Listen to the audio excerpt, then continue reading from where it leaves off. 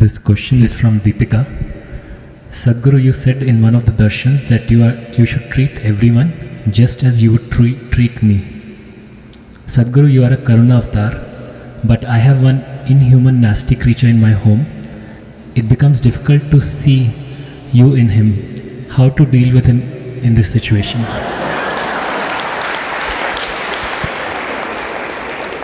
In how many years of marriage does this evolution happen? Or it's a devolution? I'm sure he was a wonderful, romantic, wonderful man at one time. I don't know in how many years of marriage does he become a nasty creature. And how much role you have in making of a nasty creature.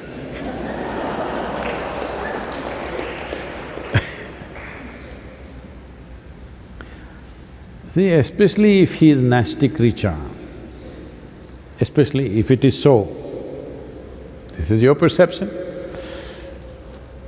But especially if somebody is a nasty creature in your home or in your office or wherever you are, you seeing something in a certain way is not about them, it's about you. Do you want to keep your eyes, your mind, your heart, your body pleasant or unpleasant? You make up your mind on that one.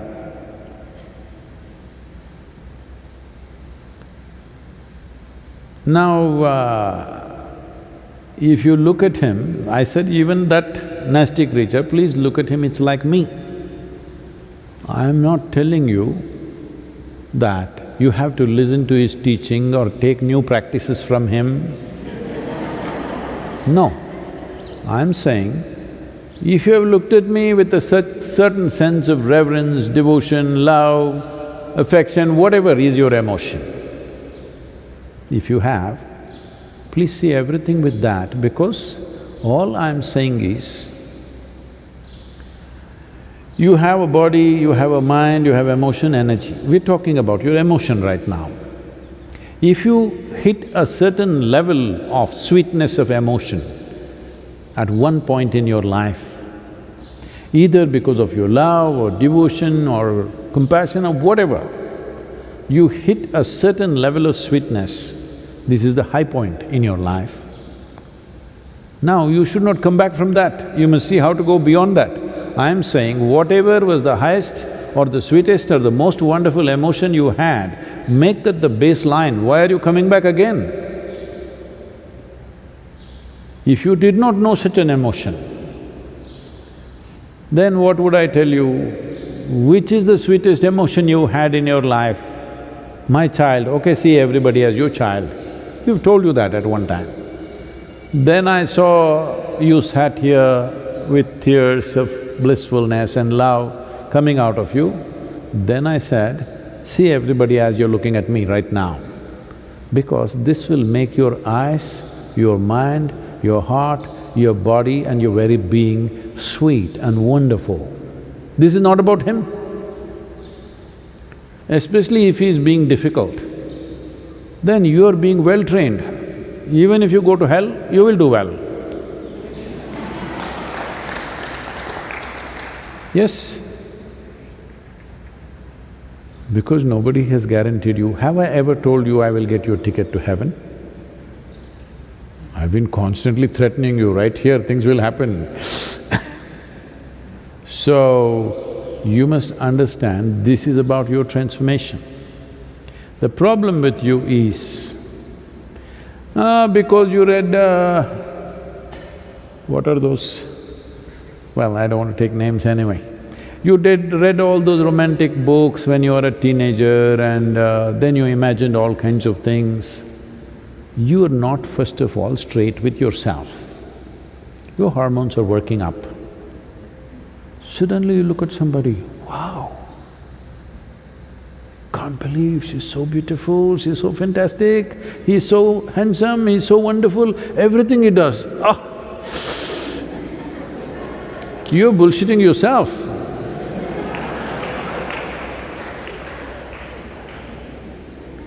No, no. Whatever they do, you make yourself beautiful. Now even if they're doing nasty things, you're still wonderful. This is different. You know they're doing nasty things and you're still wonderful. This is fantastic. They are doing nasty things, but you think they're doing beautiful things. This is a stupid nonsense. I'll tell you. Somebody who was serving in Indian army had told me this story because we went through a similar situation somewhere else. So at that time he was narrating this. They were posted in the northeastern region where there's a certain amount of elephant population. So he is a battalion leader, he is heading about a group of 18 to 20 people, I think, they're marching in the forests. And they see a huge tusker, everybody backs off, all of them have weapons, okay, powerful weapons. This is an anti-insurgency group, that means they're fully armed and equipped. They can shoot down a tusker from 100 meters, 200 meters, whatever they want. But they all back off because that's not the reason why they are there. But he was telling me this because some situation happened like this with one South Indian person. So suddenly there was one Tamil man in the thing who was a sergeant, Havaldar.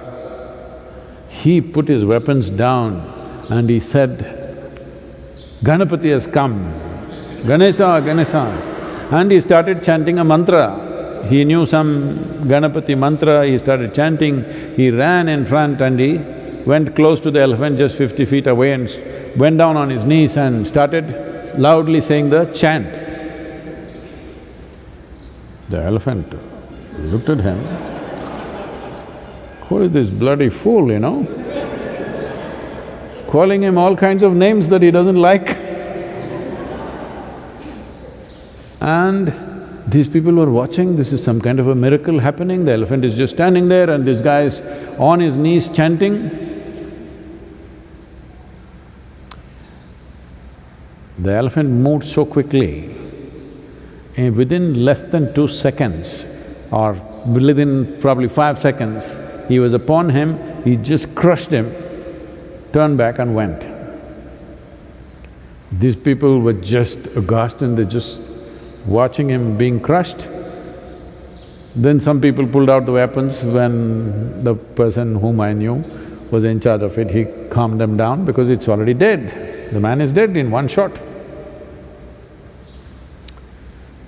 Why I'm saying this to you is, wild elephant is not going to do pleasant things to you because you call him a god.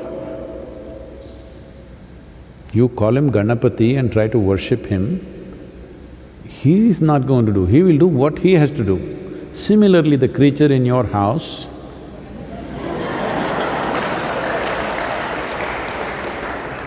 he will do what he has to do, whatever is his characteristic. It is just about you I'm talking. You're always thinking of life as a relationship. No, I want you to understand, before you were born or even when you were being born, you did not have a relationship even with your mother. This is going to be very unpopular, people are going to pick on me, but please look at it. You don't have a relationship. You just have an existence. Relationship happened because of your needs. You saw her as your food, you went for her. You saw her as the basis of your survival. You recognize that quickly, you know. The moment a child is born, hand her over to another man or another woman and let them take care of all the child's needs. Child will immediately go to them. This whole idea that you think it's coming to you because you are the mother and you delivered, no. It is because of the needs you form relationships. Otherwise, there is just existence. This existence can either become conscious and live in a phenomenal presence, become available to it, or just go on doing the circus. Initially, your mother was everything, she was the most fantastic creature, and then you grew up, you became an adolescent, you saw a boy, he was the most fantastic man in the world, then your mother came in between, suddenly you started hating her. Hello? Then the man came, he was most beautiful, then he became a nasty creature, or so you thought. Now you think he is the worst human being. This goes on. I want you to understand, you're making up both beauty and nasty. I am not asking you to make up. I am not asking you to think whatever this person is doing is fantastic. That's a stupid way to exist. It's just that if you see everything, whatever is the peak experience you've had, make that the baseline. This is growth. You played the snake and the ladder game, swing, swing, shk. You played that game? Snake and the ladder game. So when you play this game, your intent is once you climb a ladder, you don't want to come back. You don't want to hit a snake, you want to find another ladder, go up, that's a natural expression of life. So once you know a certain level of sweetness within you, don't bring it down. That should be the basis. The next thing should be better and better. So when I said right now you are sitting here with tears of ecstasy and love like this with me, then I said, let this be the basis. Don't go down from this. See everything as this. At least let this much happen. If this is continuously happening, constantly happening, then of course you will hit another ladder. Just a little bit of time. Don't come down, that's all I said. And please don't describe him as a nasty creature. Poor man.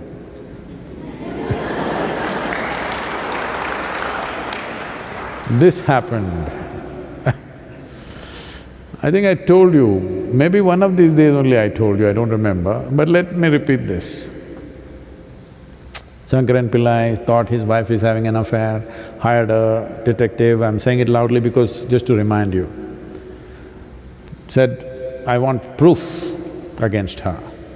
So detective just waited outside the house, she left the house, he followed her, then she went to parked near the park, went inside. A man was sitting on the bench, the moment he saw her, he came running, she went running, they hugged, each other held hands and sat down on the bench and chatting away joyfully, laughing. He took the whole video and within a few hours he came to Shankaran Pillai in his office and said, I got all the proof that you wanted just in one day. I did my job, I have the proof, here, watch the video. Shankaran Pillai started watching the video and said, no, I can't believe this, no, this can't be, I can't believe this, no, I can't believe this. I said, what you can't believe? It's a video, it's not doctored, it's just a video that I took just now. He said, that's not the point, fool, I can't believe she's so much fun.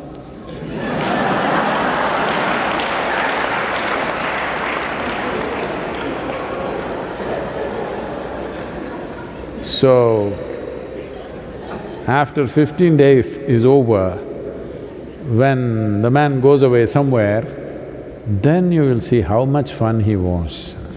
Don't do this to yourself